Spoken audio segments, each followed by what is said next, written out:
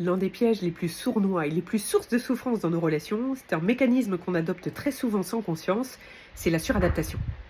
En fait, à cause des blessures qui vibrent en nous, on imagine que pour être aimé, on doit correspondre exactement à ce qu'on croit qu'on attend de nous. Donc on va devenir ce qu'on s'imagine que l'autre veut qu'on soit. Sauf que c'est un double piège. Et alors si en plus tu as un haut potentiel, c'est pire parce que tu es un vrai caméléon.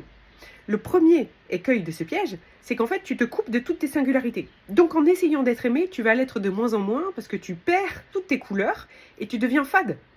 Mais en plus, au moment où tu t'en aperçois, ou au moment où tu es un peu sécure dans la relation et que tu dis je vais m'autoriser à être moi, et que tu essayes d'enlever le masque, comme les gens ne te reconnaissent pas, et que leur réaction te fait peur et te donne l'impression qu'on ne va plus t'aimer, eh bien tu le remets.